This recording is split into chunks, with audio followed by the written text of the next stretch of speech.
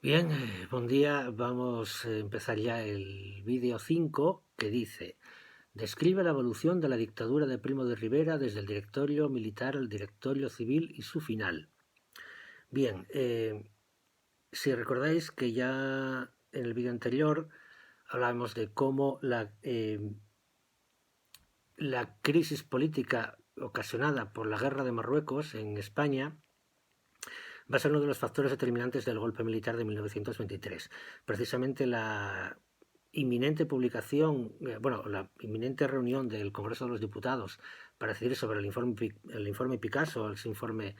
de esa comisión de investigación que, contrariamente a lo que se pensaba, acabó investigando y descubriendo las enormes irregularidades que acompañaban la presencia española en Marruecos, pues, repito, es uno de los factores determinantes de ese golpe. Bien, el golpe se da en septiembre de 1923. Quien lo encabeza es el capitán general de la región militar de Cataluña, que es Miguel Primo de Rivera. ¿Quién era Miguel Primo de Rivera? Bueno, pues un señorito andaluz de Jerez de la Frontera, de familia de amplia tradición militar y que había participado, había estado destinado en Cuba y en Filipinas y había sido ya general con 42 años y entonces, bueno, pues luego posteriormente capitán general en Valencia y en Barcelona, donde tiene una participación activa en la represión de la CNT, del movimiento obrero, el llamado trienio bolchevique. Bien, hay que decir que el golpe se da justo además, bueno, pues eso, una crisis de régimen bastante fuerte, justo además cuando parece ser que ya liberales y conservadores estaban dispuestos a dejar entrar en el gobierno a Melquiades Álvarez y su partido reformista. El PROVE ya justo cuando ya lo veía ahí, pues nada, digamos que perdió la oportunidad de participar dentro de las instituciones del régimen, concretamente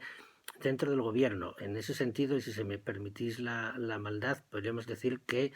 Pablo Iglesias y Melquiades Álvarez que tuvo éxito porque consiguió precisamente entrar en el gobierno. Bien, entonces, el contexto internacional. El golpe de Estado de España de 1923, aunque forma parte de una tradición muy hispánica, el del pronunciamiento militar, que no se daba ya desde hacía casi 50 años, pero que en todo caso durante el siglo XIX era una constante, no queda demasiado raro en el contexto internacional por una razón, porque en lo que es la Europa meridional, después de la Primera Guerra Mundial, sobre todo en los países que tenían las instituciones parlamentarias propias de la democracia burguesa muy débiles,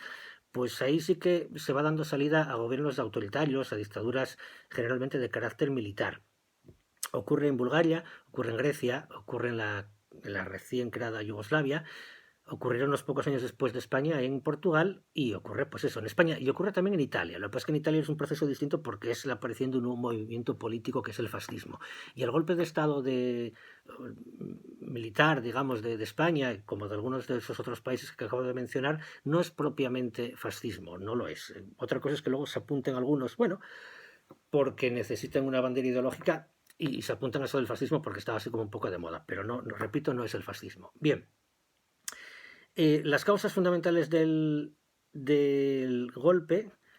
son la crisis de Marruecos, como ya dije, y la propia crisis de representatividad del régimen, que aquello ya no se lo cree casi nadie. ¿Quién apoya el golpe? Bueno, el golpe lo apoya, entre otros, Alfonso XIII, porque le venía bastante bien para salvar para salvar el culo de su directa implicación en el desastre de Marruecos. Y además porque, bueno, él siempre había despreciaba profundamente a los políticos y tenía especial apego a los militares y entendía que un gobierno militar podía ser algo bastante útil. Básicamente lo que hizo fue arronchar en las primeras horas del golpe, cuando liberales y conservadores le fueron a pedir que condenara el golpe, miró para otro lado y luego ya en cuanto vio que la cosa tenía, el Primo de Rivera tenía apoyos de guarniciones militares, pues se apuntó encantado a nombrar a Miguel Primo de Rivera pues presidente del gobierno. Eh, ¿Quién apoya también el golpe? Bueno, evidentemente el ejército, no todo, pero sí una amplia mayoría, sobre todo lo que son los estratos superiores del mismo, apoya el golpe la burguesía catalana, porque la burguesía catalana tenía un miedo espantoso a la CNT, habían quedado espeluciados con el trienio bolchevique y entonces decían, bueno, pues aquí hace falta un militar que ponga mano dura y que acabe con estos de la CNT. Y luego cuenta con una neutralidad benevolente, digamos, pues por ejemplo, de los republicanos, que no oye que ellos gustara Primo de Rivera, pero como no les gustaba tampoco el régimen de la Restauración, pues que alguien y fuera a dar una patada que ellos no eran capaces de dar porque no tenían fuerza suficiente, pues no les pareció mal. Y en el movimiento obrero, bueno, pues de mano, de primeras hay una cierta, vamos a decir, benevolencia o neutralidad benevolente. eh, Incluso la propia CNT, aunque no tenga mucho aprecio por Primo de Rivera, pero bueno, diciendo esto no hiela nuestra guerra, estamos en contra del Estado, pues a mí nosotros qué más nos da. El Partido Comunista sí se opone ampliamente, pero el Partido Comunista era muy chiquitín, porque ya había nacido no demasiado fuerte, pero ya se habían encargado ellos de debilitarse todavía más por su propia dinámica sectaria en sus primeros años, y luego va a encontrar una neutralidad activa y posteriormente una benevolencia, bueno, bastante con Bayona por parte del Partido Socialista y de la UGT. Bien, eh, Primo de Rivera dice, no, yo esto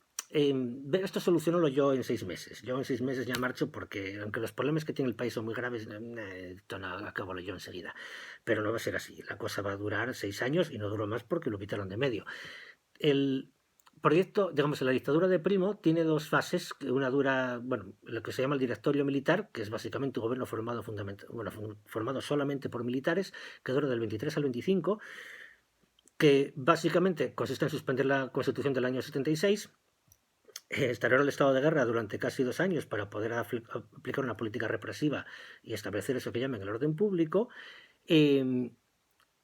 poner fin a la guerra de Marruecos, como ya explicamos en un vídeo anterior, y consigue dividir el movimiento obrero precisamente por lo que comentaba. El Primo de Rivera consigue ganarse el PSUGT para que colaboren con él y gracias a eso, bueno, divide el movimiento obrero porque, digamos, palo a comunistas y cenetistas, zanahoria para los socialistas y les da algún tipo de, bueno, pequeñas concesiones en el tema de, bueno, pues de política social. Luego tenemos una segunda fase, que es la del directorio civil, que va de 1925 a 1930, que ya se ve que la dictadura intenta perpetuarse, que eso de los 6 meses que ya que no, que la cosa va más. Se había fundado ya en 1924 un partido que se llamaba Unión Patriótica, pero que aquello no era propiamente un partido fascista, ni mucho menos, era más bien una especie de club de fans de Primo de Rivera, sin ninguna argamasa ideológica más allá de, bueno, el lema que era religión, patria y monarquía, que en sí mismo tampoco decía mucho. En 1927 se intenta establecer una Asamblea Nacional Constituyente, que tampoco es propiamente un parlamento, que en el año 29 elabora un proyecto de constitución que tampoco quedó paparao porque ni siquiera era una constitución tampoco, era una carta otorgada que intentaba hacer algo parecido, imitando un poco el modelo del fascismo italiano del Estado semicorporativo. A nivel económico, la dictadura va a tener, bueno, un éxito, bueno, yo creo que relativo, en poco son los felices años 20. eh, Hay un claro intervencionismo del Estado en la economía. Se crea, por ejemplo, CAMSA, que vosotros no os acordaréis, pero yo sí, de cuando era la empresa que tenía el monopolio del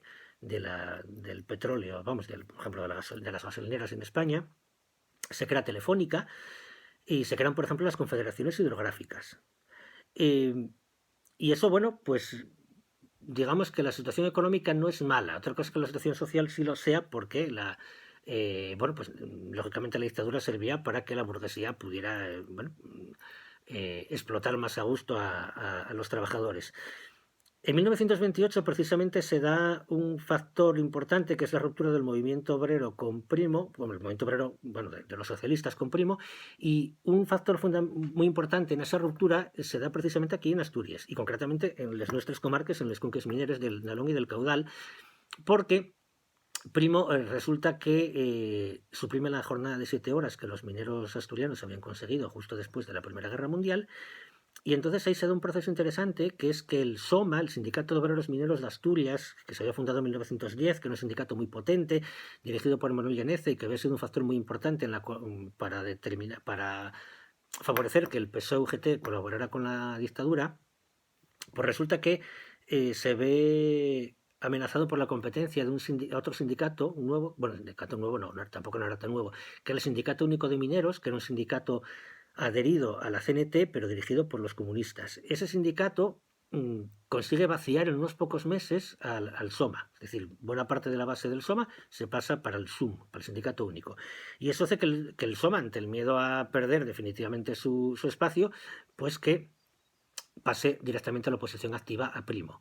y con ello se arrastra a la UGT, porque era uno de los sindicatos más potentes de la UGT de toda España, y también al Partido Socialista. Hay que decir que en esos años ya la oposición a Primo ya empieza a empieza a tener eco cada vez por más sectores. La burguesía catalana ya no está tan contenta con Primo, además les había quitado la Mancomunidad de Cataluña, que era una cosa, una especie de federación de municipios, una semi-autonomía, pero ni eso ellos dejó. Y incluso empieza a haber conatos de pronunciamiento militar, porque no todos los militares están de acuerdo con la dictadura. Hay una oposición muy notable entre los estudiantes universitarios, que eran muy pocos y eran hijos de la burguesía, pero bueno, que estaban ahí, que provocan también su algarada. Y luego, bueno, el régimen tiene que dedicarse a exiliar intelectuales, lo cual siempre queda muy feo, aunque no eso en sí no movilice masas. Por lo tanto, digamos, toda esa suma de factores hace que en enero de 1930 Primo de Rivera, para reforzarse, vuelva a llamar a consultas a todos los gobernadores militares pidiéndoles apoyo expreso, pensando que lo va a tener, pero resulta que no lo tiene. Solo tiene, bueno, sí, apoyamos un poco, quitando un par de ellos que sí lo apoyen abiertamente, todos los demás vieron un poco para un lado. Y el rey también, porque él pensaba que tenía el apoyo del rey. Y el rey, bueno, haciendo una cosa muy de Borbones, que ya te apoyo hasta que te doy la patada, pues Alfonso XIII deja caer a Primo de Rivera, que se ve obligado a dimitir, directamente a exiliarse y morirse unos pocos meses después. Bien, Alfonso XIII hace ese movimiento pensando que con ello salva la monarquía, pero en realidad su implicación tan clara en el golpe y su apoyo tan entusiasta a la dictadura, de hecho una vez cuando fue a visitar al rey de Italia con Primo de Rivera lo presentó como este es mi Mussolini, bueno pues ya perdido el Mussolini, digamos, pues la situación de Alfonso XIII se va a hacer tremendamente complicada y el final de la dictadura va a traer consigo meses después el final también de la monarquía. Hasta aquí, ¿y qué os parece?